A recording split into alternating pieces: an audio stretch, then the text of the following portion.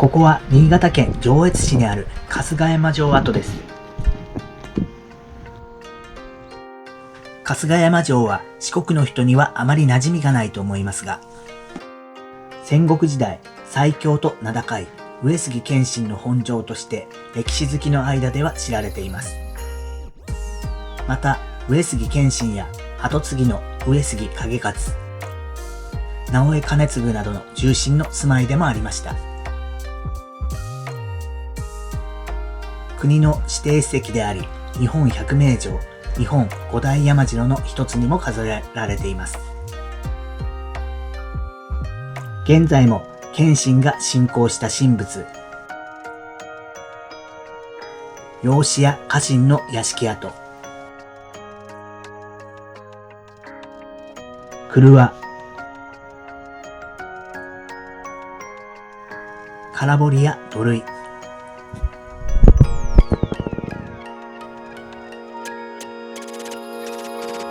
大井戸など、かつて謙信や直江がいたであろう面影が残っています。春日山城ができたのは、謙信が生まれるおよそ200年前の南北朝時代に越後国守護である上杉氏が築城したのが始まりとされるが、現在の姿に整備したのが、謙信のお父さんの長尾為景、兄の長尾晴景、上杉謙信、甥の上杉景勝の4代が次々と拡張し出来上がりました。全国の山城の中でもトップクラスの広さを誇る春日山城は、石垣を一切使わず複雑な自然の地形を巧みに利用した堅固な城塞は、難攻不落の天下の名城と言われました。標高180メートルにある本丸跡からは、日本海や久比木平野、直江津、それを取り巻く山並みを一望でき壮観です。多くの絵図には石垣や天守閣などが描かれています。ほとんどが空想であり、石垣も瓦も発見されていないです。屋敷や空堀が展開する山の裾野には、延長 1.2 キロにも及ぶ堀と土塁で、総構えが築かれている点が大きな特徴です。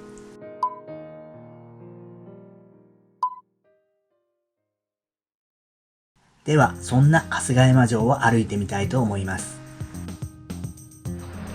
まずやってきたのが、春日山城跡のふもとにある上越市埋蔵文化財センターです。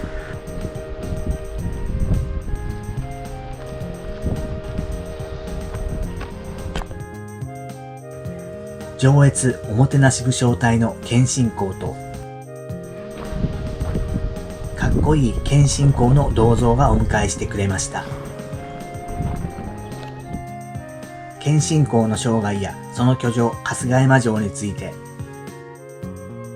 ジオラマ展示やタッチパネル等で詳しく紹介しています。入場は無料です。春日山城に行く前にここで知識を得てから行くと理解が深まると思います。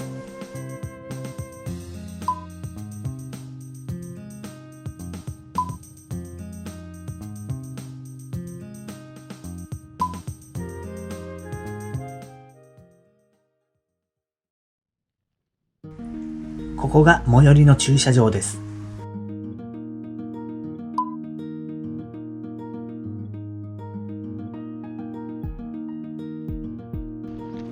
この急な階段を登っていくことができますが、今回は右の道にそれます。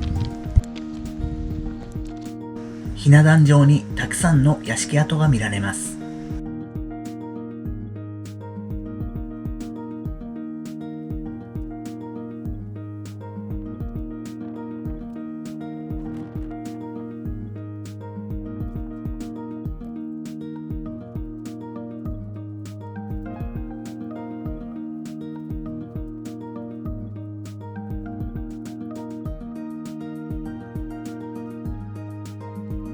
到着です。お屋敷と呼ばれる居住空間があった場所です。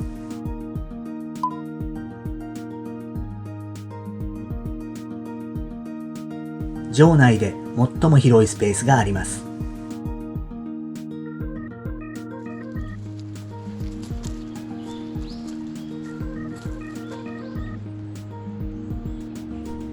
黒金門。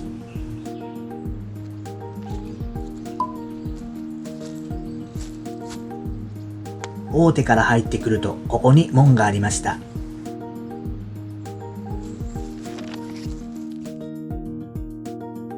U ターンし、絡めて道より春日山神社を目指します。この道は当時とさほど変わってないと思われます。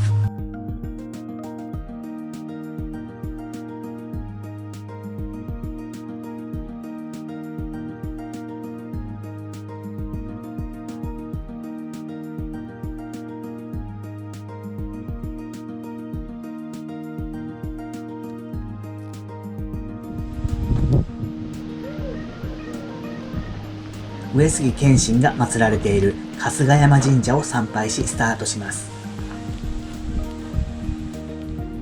春日山神社は山形県米沢市の上杉神社より分霊された神社です。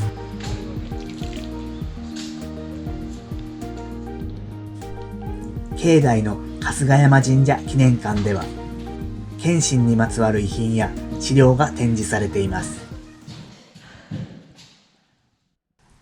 上杉謙信公の銅像。昭和44年の大河ドラマ天と地との放映にあたり制作されました。謙信公の銅像や売店のある道を山に向かって進んでいきます。頂上が本丸、その下に車がたくさん広がっています。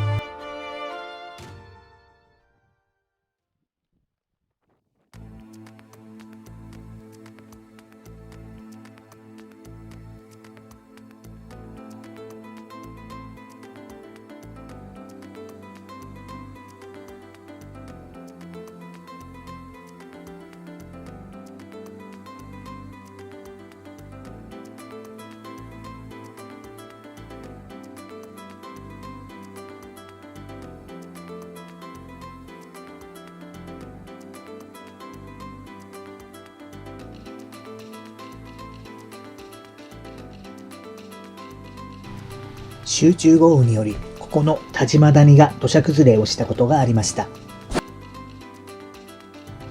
春日山城を守るため土の一袋運動を実施し、春日山城修繕に利用しています。誰でも気軽に参加できると思います。詳しくは概要欄をご覧ください。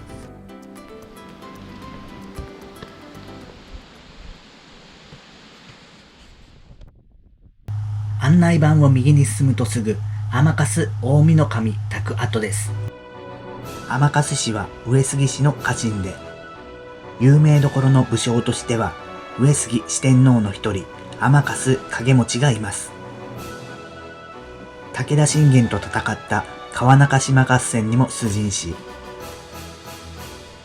あの武田信玄に武勇、智謀、金空せる大将と言わしめた実力がありました。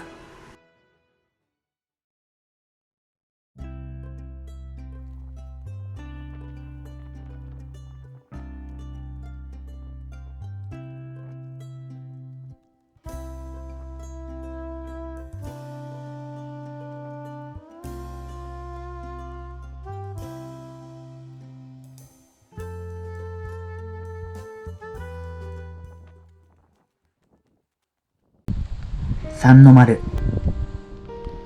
三の丸にはかつて米蔵と三郎景虎の屋敷がありました。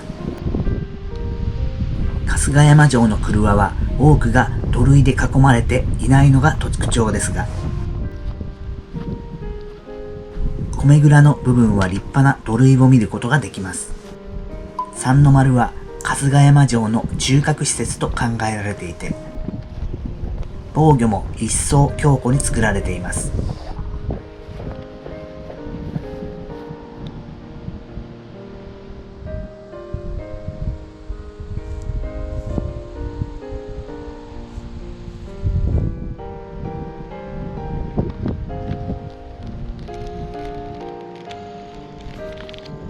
長尾三郎景虎邸。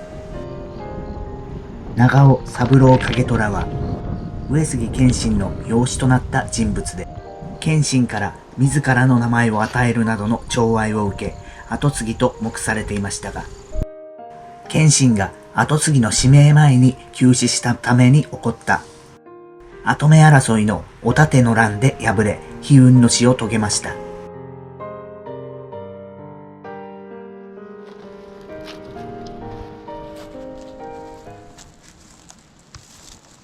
では先に進みます。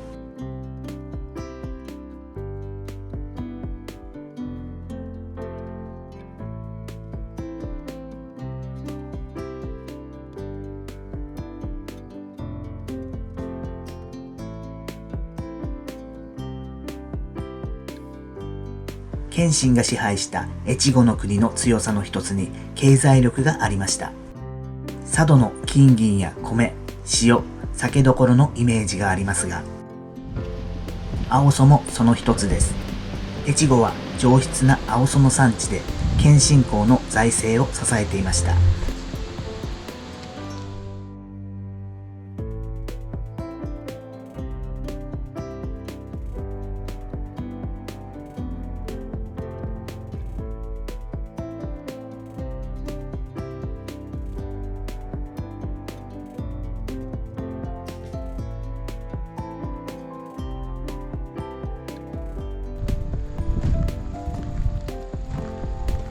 二の丸跡。本丸の真下にあり、本丸の警護として作られました。絵図には台所と書かれているものもあり、井戸の遺構が確認できるので、食事を作っていた場所ではないかと勝手に思っています。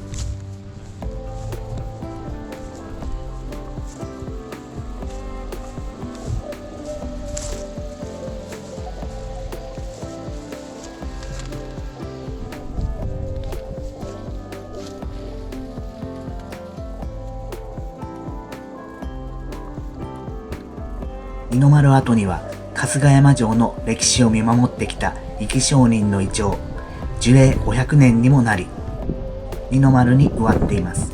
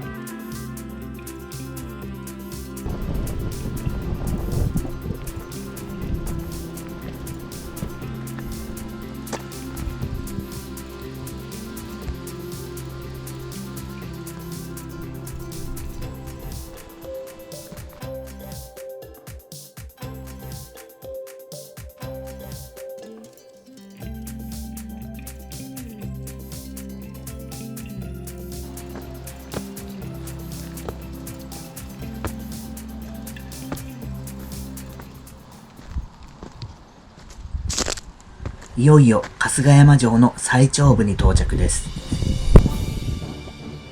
標高180メートル、お天城と呼ばれた本丸です。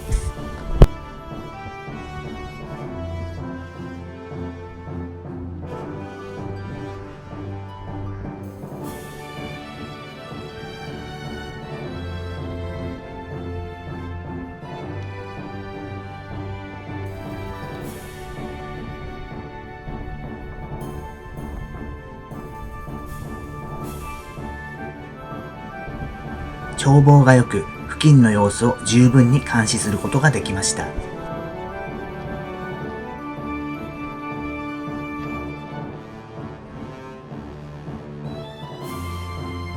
本丸から見た二の丸、防衛に優れた構造が見て取れます。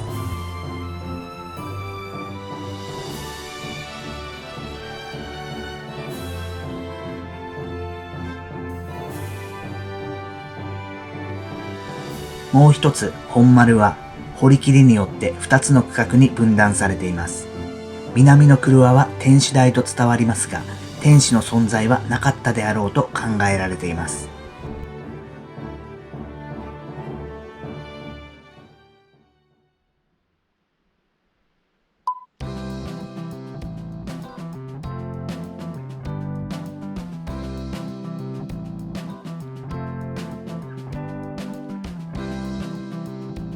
天守台跡の後方一段下がると大井戸があります。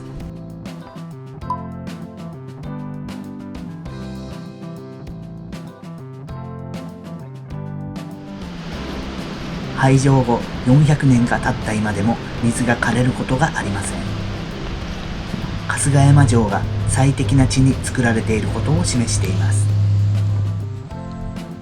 油流し、本丸の下にあり、敵が攻めてきた時に石や水を流し抵抗するための施設です。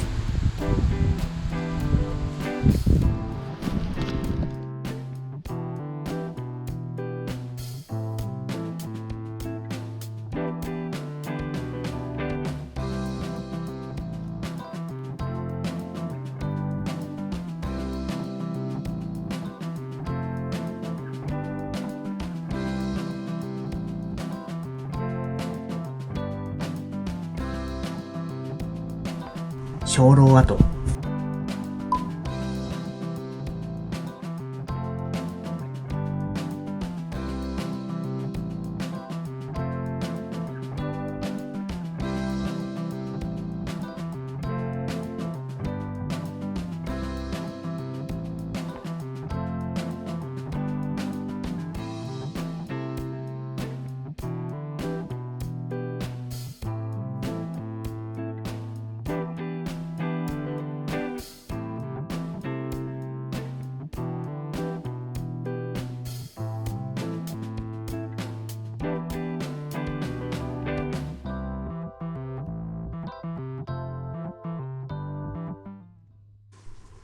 本丸の南西には謙信の跡目を相続した景勝の屋敷、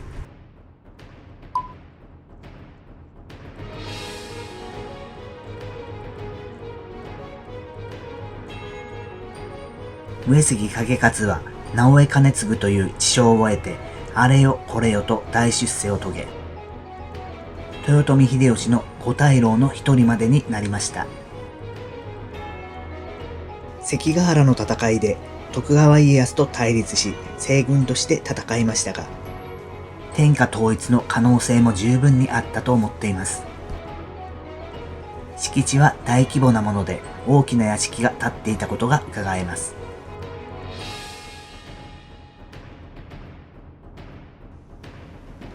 景勝の屋敷の下には家臣柿崎景家の屋敷があるので向かいます。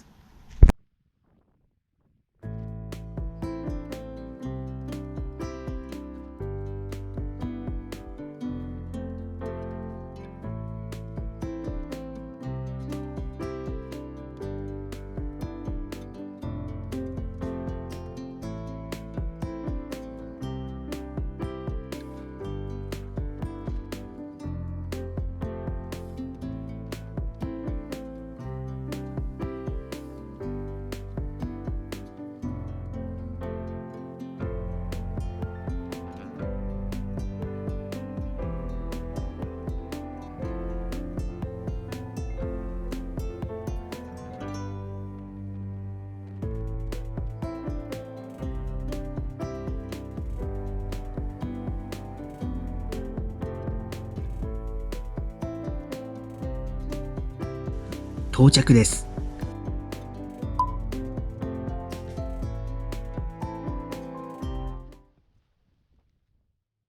柿崎景家は謙信の父長尾為景、上杉謙信に仕え、あの有名な川中島の戦いではあの武田信玄本体を壊滅寸前にまで追い込んでいます。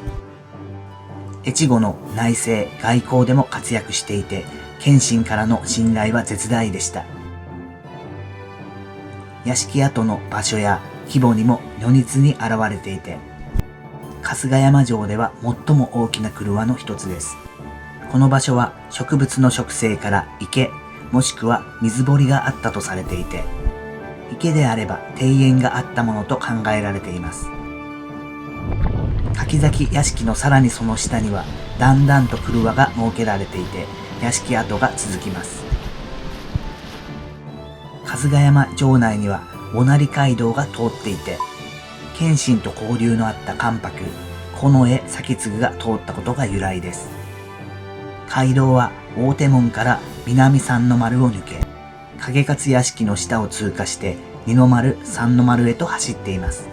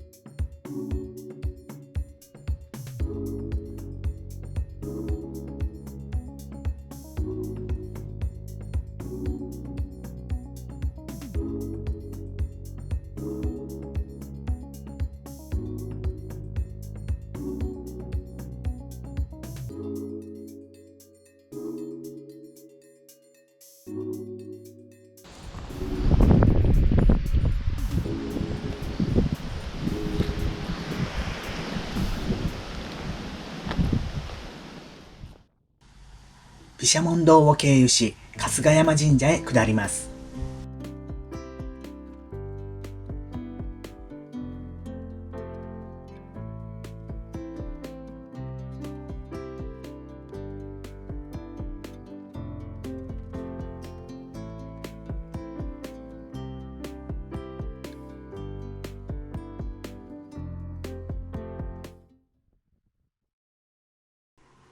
ごま堂。謙信が出陣前に毘沙門堂にこもったことはよく知られていますが、ごまを炊いて戦勝を祈祷したのがこのごま堂です。この上に諏訪堂跡と毘沙門堂跡があります。謙信はまさにこの場所で出陣前に戦勝祈願をしていました。謙信は戦う神である毘沙門天を崇拝し、自らを毘沙門天の生まれ変わりと称していました。生涯で戦うこと70回、一度も負けることはありませんでした。決して侵略のための戦争はせず、義のために戦いました。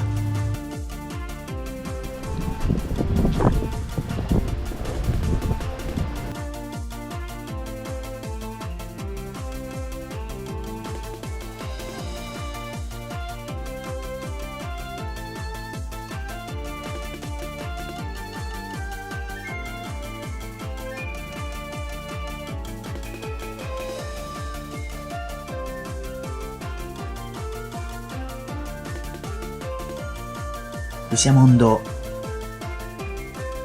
お堂には毘沙門天の尊像が安置されています。この尊像は泥足毘沙門天と呼ばれています。戦に明け暮れる日々を送る謙信が久しぶりに春日山城に帰ってきて、毘沙門堂へ上がったところ驚いたことに、堂内には泥のついた足跡が毘沙門天像まで続いていました。謙信は毘沙門天が共に戦場を駆け巡ってくれたと歓喜し、この毘沙門天像を泥足毘沙門天と呼ぶことになりました。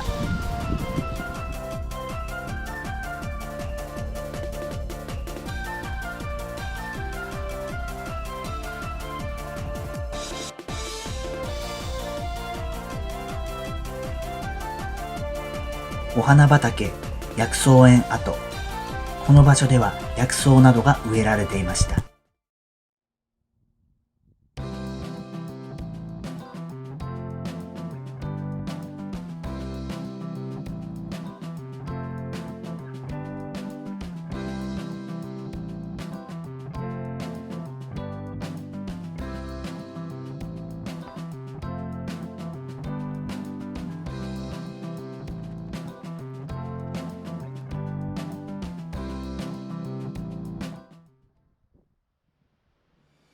直江山城の森宅跡。直江家は謙信の父長尾為景の代から重臣として仕えました。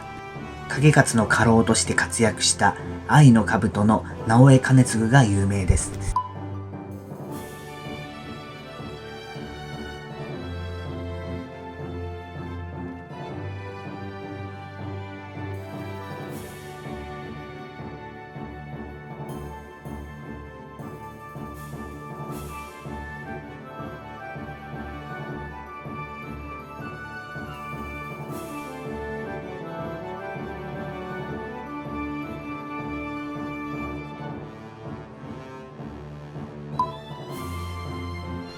直江屋敷の入り口は小口になっていて、敵が入ってきた時、四方から狙い撃ちできるようになっています。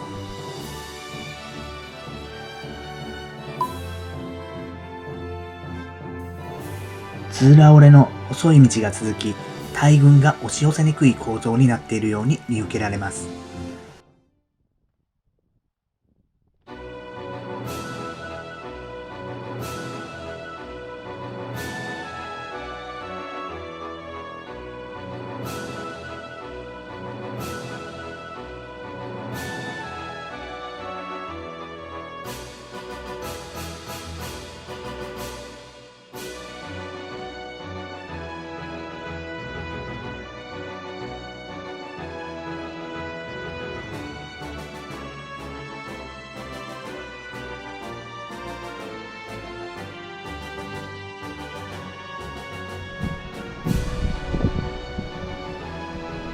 ここからは分かりにくいですが、細い道のようなものが帯曲輪です。曲輪の周りにある斜面の中ほどを水平な帯状に削り出した平坦面で、重要な曲輪を防御するために作られました。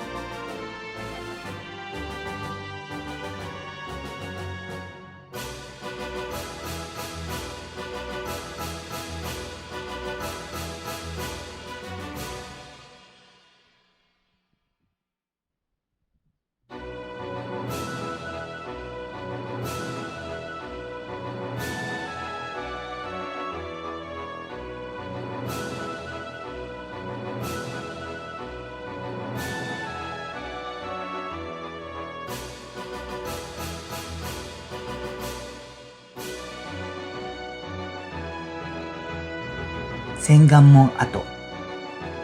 この門はどの絵図にも描かれています。歩きやすい道に見えますが、ここをまっすぐ進んでしまうと、実は空堀の底で、入ってしまったら最後、上から攻撃をされてしまいます。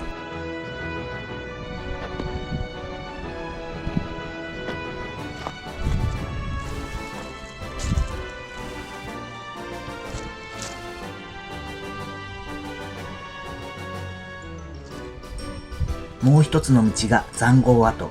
まっすぐ進んだら崖がありますので進むことができません。門が入り口と思ったら大間違い。千貫門を入っても本丸にたどり着くことができません。巧妙な罠が仕掛けられています。この罠は直江宅のすぐ下にあります。いかにもあの人が考えそうだなと思ってしまいました。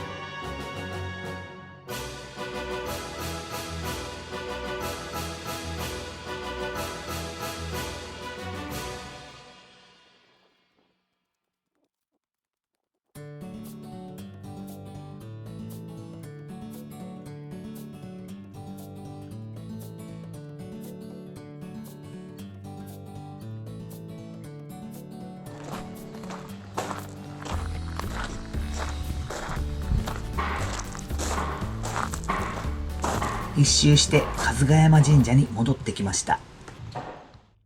では、春日山城の総構えの土塁や堀が残っている場所がありますので向かいます。